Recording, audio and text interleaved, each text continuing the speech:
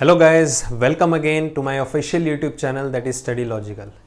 My name is कमल छाबड़ा। तो आज मैं आपके लिए लेके आ रहा हूँ पिछले ही सेशन का extended version that is calendar के। हमने कुछ क्वेश्चन डिस्कस किए थे प्रीवियस सेशन में, ठीक है। आई होप आपने वो सारी की सारी वीडियो जो है वो गो थ्रू कर ली होगी डिटेल में, और आइडिया भी हो चुका होगा कि हम किस स्पेसिफिक डेट को जब हमें डे फाइंड आउट करना हो तो उसका मैनुअल मेथड क्या है या उसका कंसेप्ट क्या है, ठीक है। अगर नहीं किया गाइस तो हमने पिछले ही कुछ सेशंस में वीडियोस डिस्कस किए हैं और उसमें हर एक पॉइंट जो है वो क्लियर किया है बेसिक से लेते हुए।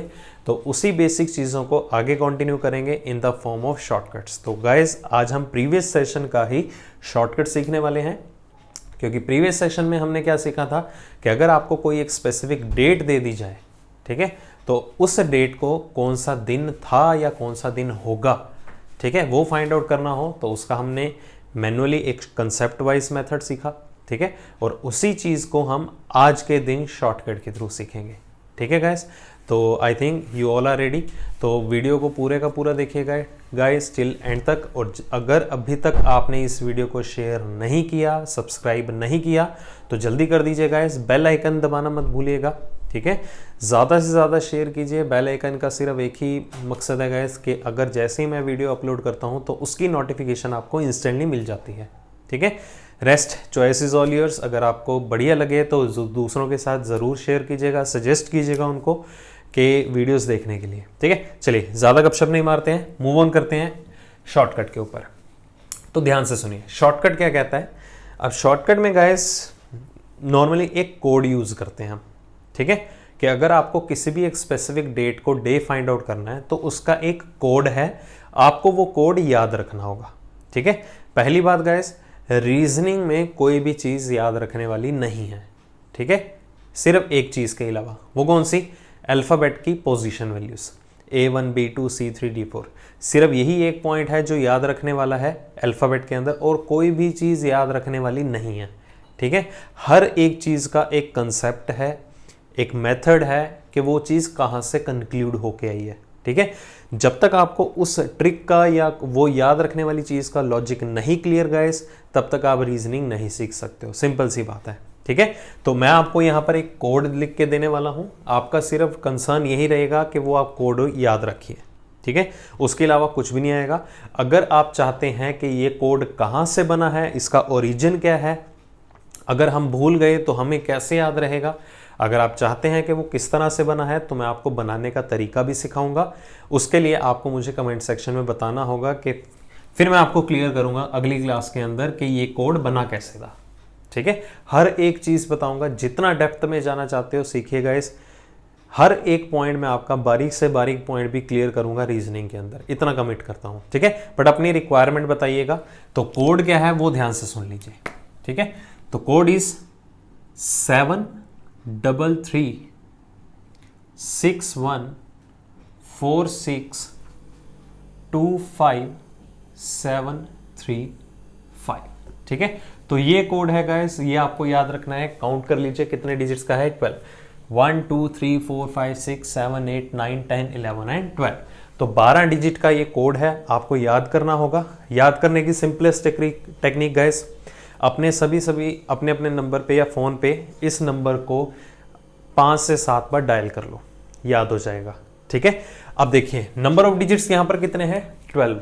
और कैलेंडर में ओवरऑल अगर हमने अभी तक जितना भी पढ़ा, 12 की काउंटिंग में क्या चीज़ होती है? मंथ। तो ये गाइस ये हर मंथ का कोड है। कौन से मंथ ईयर में?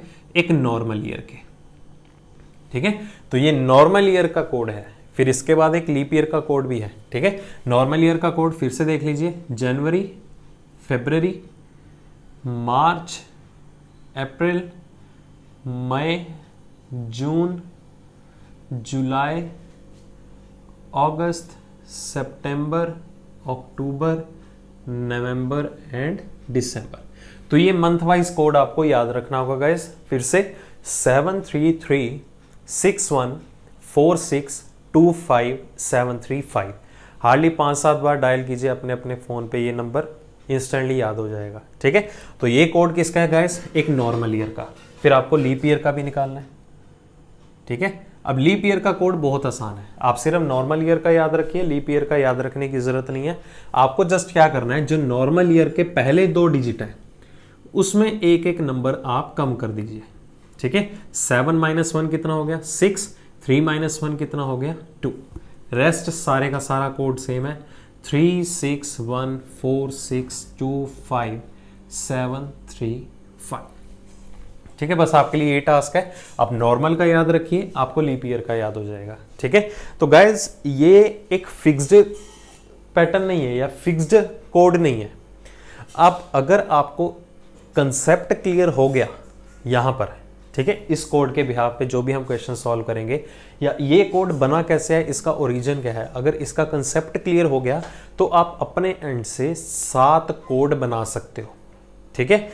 इसके अलावा जब आप और भी वीडियोस देखेंगे गाइस, काफियों ने, मैं ऐसे भी नहीं बोलूंगा एक आधे ने, काफियों ने जो कोड यूज किया हुआ है वो में भी है 14402536 वगैरह वगैरह, मैं वो नहीं यूज करता हूं, ठीक है।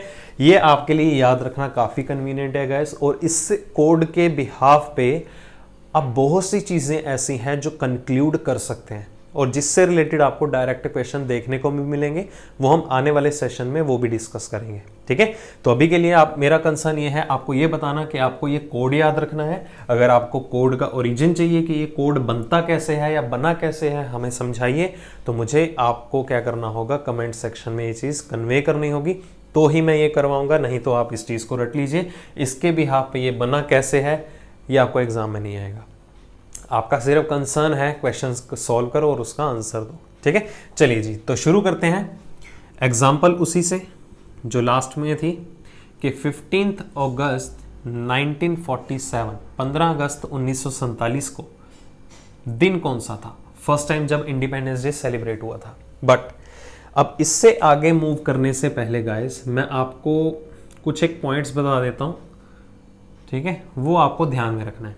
जैसे कि अगर हम बात करें कि 1600 सालों में ऑड डेज की वैल्यू कितनी होती है 0, 1700 सालों में ऑड डेज की वैल्यू कितनी होती है 5, क्योंकि 1600 प्लस 100 सभी 1700 बनेगा, 1600 में 0 और 1700 में कितना हो गया 5। 1800 में ऑड डेज की वैल्यू कितनी होती है 3, 1900 में ऑड डेज की वैल्यू कितनी होगी 1, ठीक है।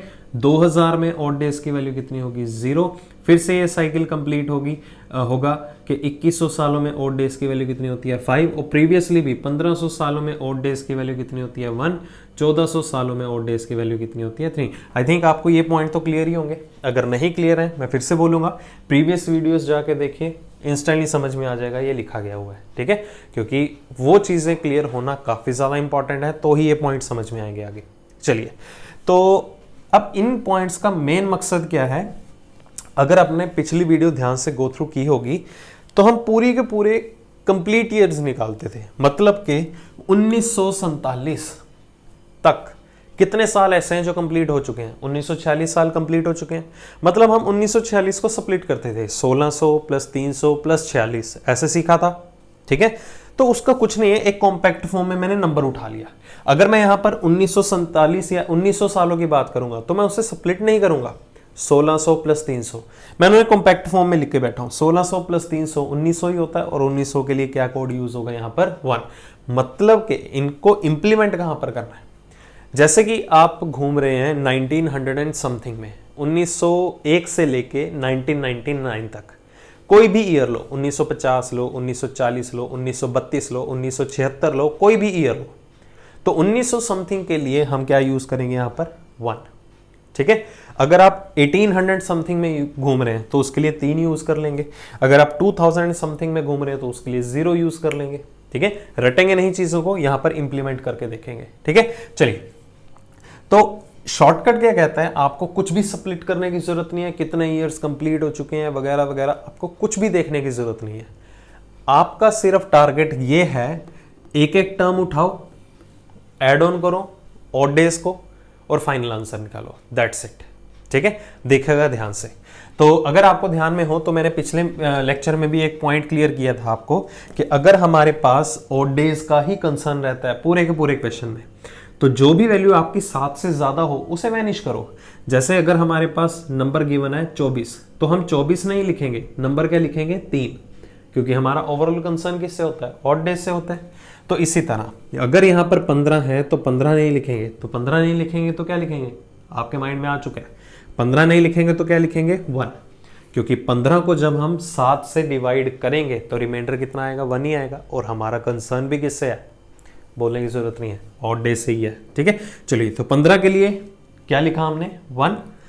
फिर अगर जिसको नहीं क्लियर हुआ प्रीवियस वीडियोस देखिएगा जरूर गाइस, तो ये आपको क्लियर होगा, क्योंकि कंसर्न है मेरा आज के सेशन में आपको शॉर्टकट क्लियर करना। ठीक है, चलिए अब अगस्त की मंथ की बात करते हैं। अगस्त नॉर्मल ईयर में डिस्कस हो रहा है, तो अगस्त के लिए हमारे पास यहां पर कोड क्या आ रहा है 2।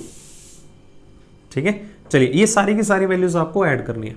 अब यहां पर बात करते हैं 1947। 1947 का मतलब क्या हुआ, 1900 प्लस 47। 1900 क्या यूज किया हमने 1, क्योंकि 1900 सालों में कितने ऑड डेज होते हैं, एक ही होते हैं। आई होप आपको ये क्लियर हो रहा होगा, या एक बार सुन लीजिए, मैं लास्ट में जाके फिर से ये सारी की सारी कंडीशंस रिपीट कर दूंगा। अब बात करते हैं इन 47 की। तो 47 का मतलब एज्यूम करते हैं कि इन 47 सालों में ऑड डेज कितने आते हैं। तो इन 47 ईयर्स में 47 के 47 हमने एज्यूम किए, ये नॉर्मल है, तो एक नॉर्मल में एक, तो 47 में 47 नॉर्मल हुए या 47 ही ऑड डेज हुए। अब अप टू 47 कुछ लीप ईयर्स भी हैं, कितने लीप ईयर होंगे, वही बात 47 तक 4 का हाईएस्ट मल्टीपल ढूंढ लो। 47 तक 4 का हाईएस्ट मल्टीपल कौन है, 44, तो 11 लीप ईयर होंगे, और उन 11 लीप ईयर्स की वजह से 11 odd days further add on हो जाएंगे। ठीक है, अलग अलग देखते हैं। 47 को 7 से डिवाइड कर दो, इसमें ऑड डेज निकालो, इसमें ऑड डेज निकालो। इसमें ऑड डेज कितने हुए 5, रिमाइंडर 5 आएगा। इसमें ऑड डेज निकालोगे कितना हो जाएगा 4। ठीक है, तो ये सारी की सारी वैल्यूज को ऐड कर दो, 1 + 2 + 1 + 5 + 4। आप आई थिंक आपको ये पॉइंट क्लियर हो चुका होगा गाइस, इसमें तो कोई दिक्कत नहीं है। मैं रिपीट कर देता हूँ, ध्यान से सुनिए। सबसे पहले 15 के बजाय हमने क्या लिख दिया 1। अगस्त के लिए कोड क्या यूज हो रहा है, नॉर्मल ईयर में अगस्त के लिए कोड क्या है 2। फिर 1947 को स्प्लिट कैसे किया, 1900 + 47। 1900 में कितने ऑड डेज होते हैं 1, और 47 में कितने होते हैं 47 + 11। 47 का मतलब 47 क्यों लिखा, क्योंकि हमने एज्यूम किया था कि ये सारे के सारे क्या है नॉर्मल ईयर, एक नॉर्मल में एक, 47 में 47, बट इन 47 में 11 लीप ईयर भी थे, मतलब 11 साल ऐसे थे जिसमें 29 फरवरी आई होगी, मतलब एक एक दिन और बड़ा होगा, उसी के हिसाब से हमने 11 दिन और बढ़ा दिए। और दोनों में ही इंडिविजुअली देखे ऑड डेज कितने, इन 47 में 5 ऑड डेज, इन 11 में 4 ऑड डेज, ओवरऑल कितने हो गए, ये सारी की सारी चीजें हमने ऐड ऑन कर दी। ठीक है, अब सुनिए, जहां पर 7 का कॉम्बिनेशन आ रहा है एलिमिनेट करते हैं।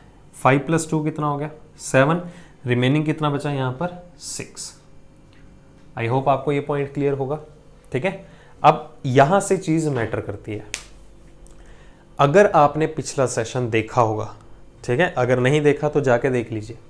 अगर आपने पिछला सेशन देखा था गाइस, तो हमने उसमें एक अप्रोच सीखी थी कि ओवरऑल ऑड डे की वैल्यू आने तक अगर हमारे पास रिमाइंडर 1 था, तो हमने 1 से क्या स्टार्ट किया था, कौन सा दिन, मंडे, 2 के लिए ट्यूसडे एंड सो ऑन, ऐसे ही सीखा।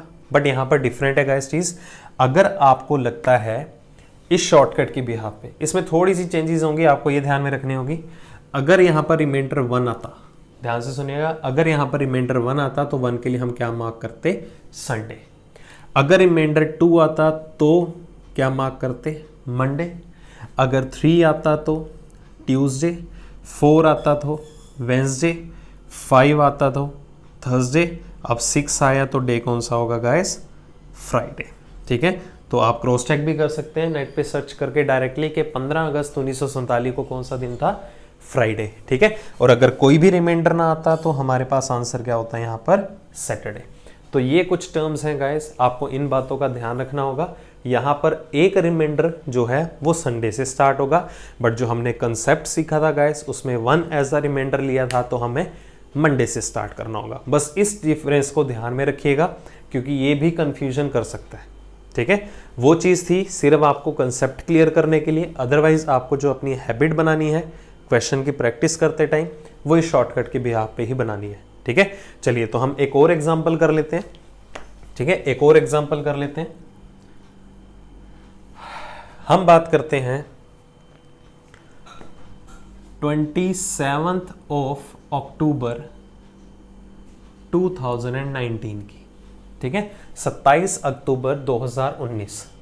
ठीक है, 2019 की बात करते हैं, पिछले साल की डेट हो गई। इस दिन क्या था याद होगा, ठीक है, नहीं तो दिन से पता चल जाएगा, देखना फिर बाद में बताऊंगा। चलिए, तो 1 बाय 1 फिर से एक एक चीज पकड़ो, ऑड डेज निकालो, ऐड ऑन करते रहो। 27 को एज इट इज लिख देते हैं आप, ठीक है, पर कंप्लीट लिखने की जरूरत नहीं है, रिमाइंडर लिखो। 27 को 7 से डिवाइड कर दो, रिमाइंडर कितना आ गया 6, क्योंकि 7 या 21 मतलब 3 हफ्ते एक्सक्लूड हो गए। पेंडिंग वैल्यू, शेष वैल्यू हमारे पास, रिमेनिंग वैल्यू कितनी बची 6। बात करते हैं अक्टूबर की। अक्टूबर के लिए कोड कोई भी ईयर ले लो, क्या रहेगा 7 नहीं लिखना, क्या लिखेंगे 0, क्योंकि 7 को 7 से डिवाइड करेंगे, रिमाइंडर 0 ही आएगा। अब बात करते हैं 2019 की। तो 2019 का मतलब क्या हुआ, 2000 प्लस 19। 2000 सालों में ऑड डेज कितने होते हैं 0, और 19 में कितने होंगे 19 प्लस, हाँ जी गाइस, 19 प्लस कितने लीप ईयर रहेंगे 4। ठीक है, क्योंकि हमने एज्यूम किया ये 19 के 19 क्या है नॉर्मल ईयर। अगर एक नॉर्मल ईयर में एक है तो 19 नॉर्मल ईयर में 19 odd day, but in 19 normal year 19 सालों में 4 लीप ईयर भी रहे होंगे। ठीक है, क्योंकि 16 जो है वो 4 का हाईएस्ट मल्टीपल है। 16 को डिवाइड करो 4 से, 4 लीप ईयर निकले। ठीक है, तो इसका मतलब कितना हो गया गाइस, इस वैल्यू का मतलब कितना होगा 5। 19 को 7 से डिवाइड करेंगे, रिमाइंडर कितना आया 5 प्लस ये 4। ठीक है गाइस, चलिए तो ओवरऑल वैल्यूज को ऐड ऑन करो, इसको भी ऐड करो और इसको भी ऐड करो, तो देखिए क्या आएगा 6, 4 और 5। जब आप इन तीनों को ऐड करेंगे और डिवाइड करेंगे 7 से, तो यहाँ पर रिमाइंडर हमारे पास कितना आएगा 6 और 4 10 और 5 15, मतलब रिमाइंडर इज 1।